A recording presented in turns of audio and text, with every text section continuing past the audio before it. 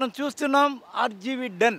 ఇది జూబ్లీస్లోని Navnirman Nagar road number 71లో ఒక land mark లాగా స్టూడియో హై అండ్ ఎస్టాబ్లిష్మెంట్తో ఇక్కడ ఒక సినిమా ఒక పెద్ద స్టూడియో ఉంటుంది.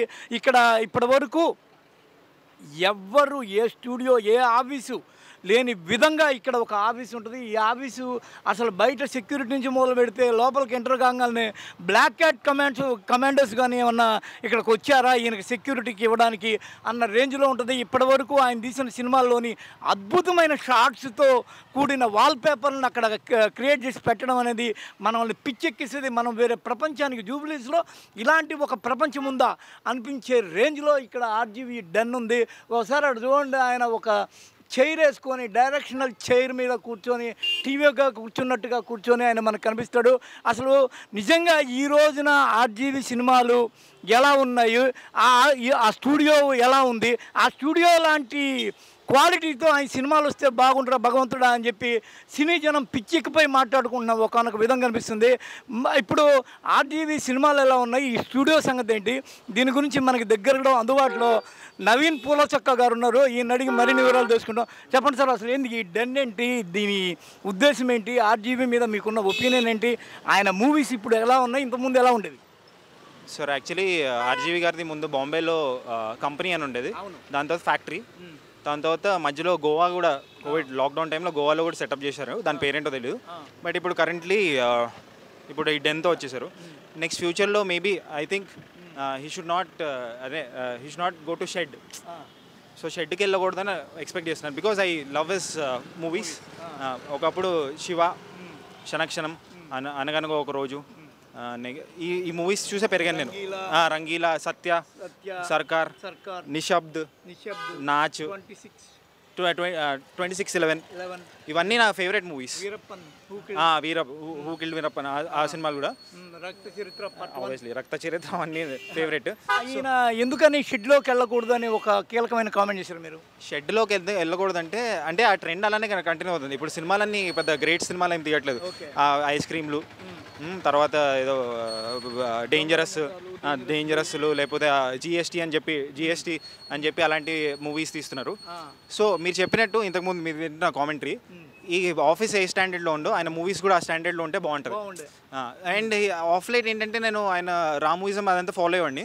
బట్ ఆఫ్ లైట్ ఏంటంటే ఆయన ఒక పొలిటికల్ పార్టీకి ఇంక్లైన్ అయిపోయారేమో. I thought is a very rational man. చాలా అంటే అందరి ఒపీనియన్స్ కనుక్కుంటారు అనుకున్నాను. బట్ ఒక వన్ సైడెడ్ అయిపోయాడని ఫీలింగ్ అనిపిస్తుంది. ఇప్పుడు రాజకీయ సినిమాలు తీయడం వల్లే ఆయన యొక్క సినిమాల క్వాలిటీ పడిపోయిందని మీ ఉద్దేశమా? అలా అని చెప్పలేను.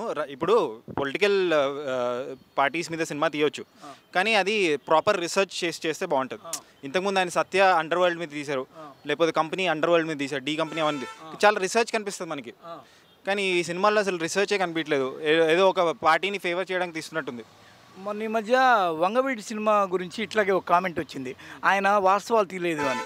కానీ రామ్ గోపాల్ వర్మ చేసిన కామెంట్ అంటే ఆ సందర్భంగా నేను నిజంగా ఉన్నట్టుగా కానీ తీస్తే మీరందరూ ఊరేసుకుంటారు అన్న దూరంలో ఆయన మాట్లాడాడు. దీని మీద మీరేమంటారు? తీయండి, ప్రాబ్లం లేదు. ఊరేసుకుంటారా అవన్నీ పక్కన పెడితే మీకున్న క్రెడిబిలిటీ నిలబడుతుంది కదా. నాలాంటి హార్డ్ కోర్ ఫ్యాన్స్ ఆర్జీవి అంటే రెస్పెక్ట్ ఉన్నవాళ్ళు, ఇప్పుడు రెస్పెక్ట్ పోయిందని చెప్పట్లేదు. I still respect him for his movies and for his ideology.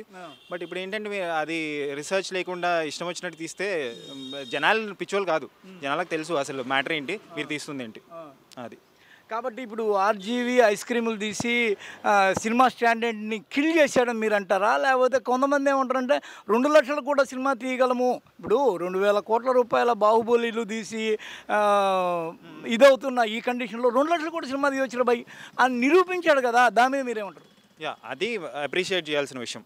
చాలామంది కాళ్ళ మీద నేల మీద నిలబెట్టాడు సినిమాని, ఎవ్రీబడీకి యాక్సెసిబుల్. ఇప్పుడు చిన్న ఫిల్మ్ మేకర్ కూడా ఒక it's not about money, it's about technology. మనం చిన్న కెమెరాతో ఒకటి స్టోరీ టెల్లింగ్ ఇంపార్టెంట్ అని తీసుకొచ్చాడు. బట్ దాని తర్వాత ఇప్పుడు మనము కంప్యూటర్స్ వచ్చినప్పుడు, ఇంటర్నెట్ వచ్చినప్పుడు యూజ్ చేసే వాడి బట్టి ఉంటుందని అనుకున్నాం కదా. It's boon or a bane అంటే కెమెరాస్ వచ్చిన వెంటనే, టెక్నాలజీ వచ్చిన వెంటనే తీసే వాడి విధానం బట్టి ఉంటుంది. మంచి స్టోరీస్ చెప్పాలి అల్టిమేట్లీ. ఏదో కెమెరా ఉంది కాబట్టి ఇష్టం వచ్చినట్టు సినిమాలు దిగడు. Every film should be told. But I think wastage ఎక్కువ ఉంది. మామూలుగా ఇప్పుడు శ్రీశ్రీ ఏమంటాడంటే కుక్క పిల్ల సబ్బు బిళ్ళ కాదేది కవిత్వానికి అనర్హం అంటాడు. రామ్ గోపాల్ వర్మ సినిమా లాంగ్వేజ్లో మాట్లాడితే ఐస్ క్రీము డేంజరస్ దొంగల ముఠ కాదేది సినిమాకి అనర్హం, జిఎస్టీ కాదేది సినిమాకి అనర్హం అని అంటున్నాడు. మరి అది గొప్ప అవుతుంది కానీ తక్కువ ఎలా అవుతుంది? మీ ఉద్దేశం ఏంటి? సి ఫిల్మ్ మేకింగ్ అనేది it's an art form. Painting ఎలా గీస్తామో, ఒక పోయం ఎలా రాస్తామో, it's an art form film making. కానీ కాస్ట్లీ ఆర్ట్ ఫామ్. ఇప్పుడు ఆయన ఎప్పుడు ఏం చెప్తాడు, నేను నా కోసం తీసుకుంటాను సినిమాలు, మీరు చూస్తే చూడండి, it's okay, fair enough. So as a వ్యూవర్గా చూస్తున్నప్పుడు it's like a tweet for me. సినిమా అనేది నాకు ట్వీట్ చేస్తాను కదా నేను రాత్రిపూట ఓటుగా తాగి, అలా నాకు సినిమా కూడా అంతే. నాకు ఈజీలీ ఇంట్రెస్ట్ పోతుంది ఒక సినిమా చెప్పేసి, తర్వాత I don't worry about the result అదా. సో ఆ ఆస్పెక్ట్లో అది కూడా కరెక్ట్. ఇప్పుడు రామ్ గోపాల్ వర్మ సినిమా క్వాలిటీ అనేది బాగా డల్ అయింది అన్నారు. నిజంగా అయితే మీరు ఏ దర్శకుడితో పోల్చి చెప్పాల్సి వస్తే రామ్ గోపాల్ వర్మ ఈ రోజున ఆ కండిషన్లో ఉండాలని మీరు అనుకుంటారు? ఏ దర్శకుడు ఇప్పుడు అలా ఉన్నాడు? రామ్ గోపాల్ వర్మ లాంటి బ్లాక్ బస్టర్లు ఇట్లు ఇచ్చి కూడా ఇంకా కంటిన్యూ అవుతున్న డైరెక్టర్ ఎవరు? వాళ్ళు మీకేమన్నా ఐడియా ఉన్నారా? రాజమౌళి, ఎస్ఎస్ రాజమౌళి మస్తు తీస్తున్నాడు సినిమాలు. సందీప్ వంగ చాలా తక్కువ movies, 2 movies. Sandeep Reddy Vanga animal వస్తుంది కదా, రణబీర్ కపూర్ది. అర్జున్ రెడ్డి తీశాడు, కబీర్ సింగ్. ఆయన ఐ థింక్ 2 సినిమాలు తీసినా ఐ థింక్ ఆయన మంచిగా he has lot of potential. ఇప్పుడు రామ్ గోపాల్ వర్మ 2వ సినిమా 3వ సినిమా ఇంత మరీ ఘోరంగా ఏం లేదు. రామ్ గోపాల్ వర్మ కానీ అంటే I think Rajamouli is perfect good example. కానీ రాజమౌళితో మీరు కంపేర్ చేయడాన్ని బట్టి చూస్తే రాజమౌళి ఫ్యామిలీ మొత్తం వర్క్ చేస్తుంది సినిమాకి. రామ్ గోపాల్ వర్మకి ఆయన టీం పనిచేస్తుంది. ఈ రోజున ఆయన క్వాలిటీ కిల్ అయిందంటే బయట ఏం కారణం చెప్తున్నారంటే అసిస్టెంట్లకు వదిలేస్తాడు. మీరు ఒక కామెంట్ చేశారు, ఏం కామెంట్ చేశారు? అదే ఆయన ఆఫీస్లో కూర్చొని వీడియో కాన్ఫరెన్సెస్లో డైరెక్షన్ చేస్తున్నాడు. నేను లొకేషన్ ఎక్కడో ఆర్ఎస్సీలో ఉంటుంది, కానీ ఇక్కడ ఫిల్మ్ నగర్ నుంచి ఇన్స్ట్రక్షన్స్ ఇస్తూ ఉంటాడు. ఏ షార్ట్ ఇలా తీయాలి, హీరోయిన్ ఈ కాస్ట్యూమ్ వేసుకోవాలి, హీరోయిన్ ఇలా రావాలి అంటే ఇక్కడ నుంచే డైరెక్షన్.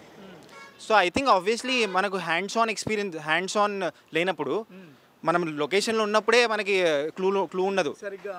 ఇక్కడ ఆఫీస్లో ఎక్కడ దూరం ఒక 50 కిలోమీటర్స్ దూరంలో కూర్చుంటే ఏమర్థం అవుద్ది? సో ఐ థింక్ ఈజ్ ఏదో అటెన్షన్ స్పాన్ తక్కువైపోయిందండి. పొలిటికల్గా ఆయన సినిమాలు తీయడము, స్టాండ్ తీసుకోవడం అనేది ఒక పెద్ద ఐడియాలజీ మైనస్ పాయింట్ అంటారా?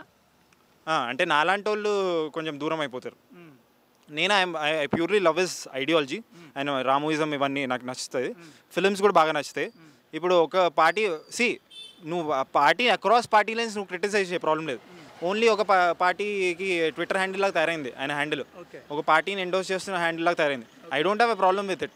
బట్ ఏంటంటే నువ్వు రేషనల్ అనుకున్నాను నేను, నువ్వు చాలా బ్రాడ్ పర్స్పెక్టివ్ ఆలోచిస్తావు నీ ఐడియాలజీ. అండ్ కానీ అది వన్ సైడెడ్ అయిపోయేసరికి నాకు నచ్చట్లేదు, నాలాంటి వాళ్ళకి చాలా మందికి నచ్చదు.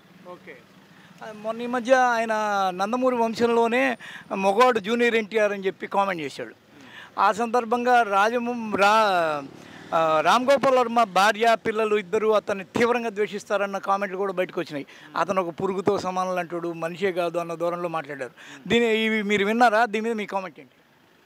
అది ఆయన పర్సనల్ కామెంట్ సార్. అంటే టీడీపీ ఈయన మీద అటాక్ మొదలుపెట్టింది. ఈయన ఈ మధ్య వ్యూహం గమ్యం అనే సినిమాలు కొన్ని తీస్తున్నాడు, దాని మీద అటాక్ మొదలుపెట్టింది, పర్సనల్ లైఫ్లో కూడా వెళ్తుంది. దాని మీద మీరేమంటారు? అదే అంటే ఆయన ఇష్టం, అది ఆ రెపర్కషన్స్ ఆయన ఫేస్ చేయాలి. ఆయన దాని కాన్సిక్వెన్సెస్ ఆయన ఫేస్ చేయడానికి రెడీ ఉంటే ఆయనకు తెలుసు కదా వాట్ విల్ బి ద ఇప్పుడు పవన్ కళ్యాణ్ గారిని కామెంట్ చేశాడు, ఏదో వాళ్ళ ఫ్యాన్స్ వచ్చి పిచ్చ కొట్టులు కొట్టడానికి ట్రై చేశారు, షర్ట్ చింపేశారు, ఏదో అదంతా అయింది. సో అలా జరిగినప్పుడు కాన్సిక్వెన్సెస్ ఉంటాయి. ఇంకోటి ఏంటంటే ఆర్జీవీ ఇది ఏంటంటే స్పెషల్ ప్రివిలేజ్ ఉందేమో అనిపిస్తుంది ఆయనకి.